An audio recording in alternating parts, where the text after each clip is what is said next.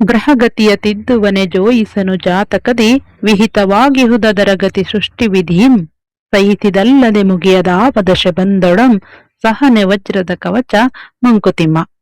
ಮನುಷ್ಯನ ಜೀವನದಲ್ಲಿ ಸಹನೆ ಎಷ್ಟು ಮುಖ್ಯ ಎನ್ನುವುದನ್ನ ಡಿ.ವಿ.ಜಿ ಅವರು ಈ ಕಗ್ಗದಲ್ಲಿ ಸೊಗಸಾಗಿ ಹೇಳಿದ್ದಾರೆ. ನಮ್ಮ ಹುಟ್ಟಿನ ಗ್ರಹಗತಿಯನ್ನ ತಿದ್ದಿ ಬರೆಯಲು ಯಾವ ಜೋಯಿಸರಿಗೂ ಸಾಧ್ಯವಿಲ್ಲ. ಜೋಯಿಸರು ಜಾತಕ ಬರೆಯಬಹುದಷ್ಟೇ, ಆದ್ರೆ ನಮ್ಮ ಜೀವನದ ಗ್ರಹಗತಿಗಳನ್ನ, ನಡೆಯುವ ಸ್ಥಿತಿಗತಿಗಳನ್ನ ತಿದ್ದಿ ಬರೆಯಲಿಕ್ಕೆ ಸಾಧ್ಯವಿಲ್ಲ. ವಿಧಿ ಅದನ್ನ ಆಗ್ಲೇ ನಿರ್ಧರಿಸಿ ಆಗಿರುತ್ತೆ. ಏನು ನಡೆಯಬೇಕೋ ಅದು ನಡೆದೇ ನಡೆಯುತ್ತೆ. ಅದನ್ನ ಸಹಿಸಿಕೊಳ್ಳದೆ ಬೇರೆ ವಿಧಿ ಇಲ್ಲ. ಜೀವನದಲ್ಲಿ ಏನೇ ಕಷ್ಟಗಳು ಬಂದ್ರೂ ಸಹನೆ ಎಂಬ ವಜ್ರದ ಕವಚವನ್ನ ಧರಿಸಬೇಕು.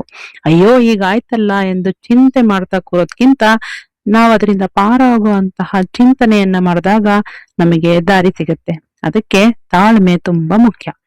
ತಾಳಿದವನು ಬಾಳಿಯಾನು ಎಂಬ ಮಾತಿನಂತೆ ತಾಳ್ಮೆ ಸಹನೆ ಇದ್ದಾಗ ಕಷ್ಟಗಳೇ ಹೆದರಿ ಓಡಿ ಹೋಗುತ್ತೆ. ಒಂದು ಕತೆ ನಾವು ಚಿಕ್ಕಂದಿನಿಂದ ಕೇಳ್ತಾ ಇದ್ದೀವಿ. ದೇವಸ್ಥಾನದಲ್ಲಿ ಮೂರ್ತಿಯಾಗಿರುವಂತಹ ಶಿಲೆ ತುಂಬಾ ಸಹನೆಯಿಂದ ಉಳಿಪೆಟ್ಟನ್ನ ಸಹಿಸಿಕೊಂಡಿದ್ದಕ್ಕೆ ಅದು ಗರ್ಭಗುಡಿಯಲ್ಲಿ ನೆಲೆಸಿ ದೈವತ್ವವನ್ನ ಪಡೆದುಕೊಳ್ಳುತ್ತೆ.